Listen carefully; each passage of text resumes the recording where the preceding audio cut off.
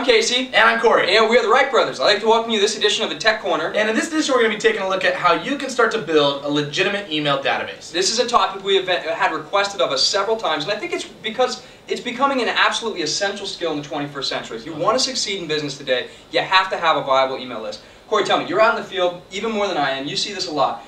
Who are the people, what are the common denominators among the people who have viable email lists? I think the major common denominator is those people who have a legitimate email list or a legitimate email database all have a reason that they've built that around. So whether it's they have a newsletter that they send out every week or every month, whether it's that they like to send birthday cards over the email, or whether they have a blog that they like to send regular updates over, all these people with legitimate email databases have a reason to collect them, and that's why they've started to build such a legitimate list. It's kind of an interesting point. So you're saying get your reason for building an email list first. That'll help you. That'll keep you motivated as you go through the process. Absolutely, absolutely. Okay, great. Well, now that you have a reason to put that email list together, tell me, who should be on that email list? Well, the answer might be somewhat shocking to you, but everybody.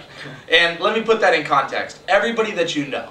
So whether it be, you can start with the obvious, your family and your friends, those people who are closest to you. But then you can start to expand beyond that. Start to look at people who are involved in groups or organizations that you may be involved in. Maybe your church, maybe the Little League team that your child is on. Wherever it may be, always be looking for email addresses, even down to the person in front of you in line at the grocery store. So if you start to have a reason and you really have some legitimate content that you can send, and a legitimate reason to build that, you're going to be excited about bringing everybody into your list. Alright, great. Well, I get the feeling here that we have just scratched the surface. There's a lot of great ways specifically that you can flesh out your email list. That's what we're going to dive into right now. Alright, Corey, so I can see we have 4 great ways to collect email addresses up here, but before we get started, it says in big caps with 3 exclamation points, "Don't buy list." Explain what you mean by that. Does that really need an explanation? I guess not, huh? It doesn't. But really, it is one of the major points. You see, the internet is a place where we can truly grow relationships. People love connecting with people through the internet and through email because it is such a passive form of communication.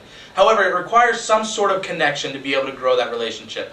Any connection that you have, people are interested in receiving information and building that connection. But when you have none, when they don't know you, when they've never heard of you, as you guys can all attest to for yourself, when people send you information and you have no idea who they are, it becomes very irritating. And to be honest, it's very poor etiquette. Alright, great point. Well, now that we got that out of the way, let's dive into our 4 great ways to build email lists. I see the first one up here, it says web campaign. I'll break that down for us, Corey. Web campaign. You should be involved somewhere on the internet, whether it's through blogs or whether it's through a social network like LinkedIn or Plaxo or MySpace, whatever it may be, you should be involved on the internet. Start to use whatever your campaign is. It may be your personal or your business website to start to gather email addresses. Let people know about what your reason is. You can start to promote it through that, but use the web where you're already actively involved to start to build your email database. Alright, great point. I see the second one up here, a very commonly overlooked one, is friends of friends. Absolutely. You should start to enlist your friends. Once again, when you've got a great reason to send, you can start to really use not just the people that you know, but the people that your friends know. So enlist your neighbors, enlist your family and your friends for their email addresses of people that they know as well, and you can start to involve all their email lists into yours. So it kind of builds your database exponentially. Exactly. Alright, great point. I see the third one here, it says promote your reason. Exactly. We talked about the major denominator, common denominator that separates the people who have a legitimate email list is that they have a real reason to build it. Promote that reason wherever you go, whether it's your blog, whether it's your weekly newsletter that you send out by email, whether it's the fact that you just want to say happy birthday to people through an e-card. Start to let people know that reason, be happy to promote it and excited about promoting it, and people will be excited about giving you their email address to include them into your reason. No, you're absolutely right. I know a couple people who do this and they're just very passionate about their reason for being online, and that passion is absolutely contagious. They're able to collect email addresses everywhere they go. It's such a powerful method. I wonder why more people don't employ it. Absolutely. Alright, great. Well, I see the fourth and final thing we have here is offer incentives. Offer incentives, exactly. If you think about it, an email address truly does have value.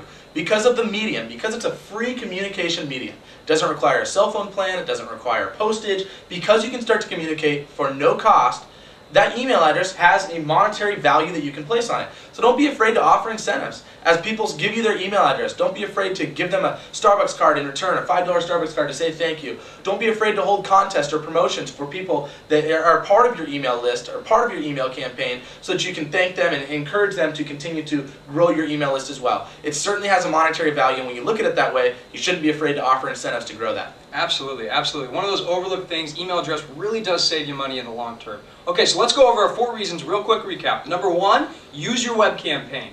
Number 2, employ friends of friends. Number 3, promote your reason. And number 4, offer incentives. Absolutely. Those are 4 great ways you can start to build your email list. So that's all we have for you in this edition of Tech Corner. We'd like to thank you for joining us, and we'll see you next time.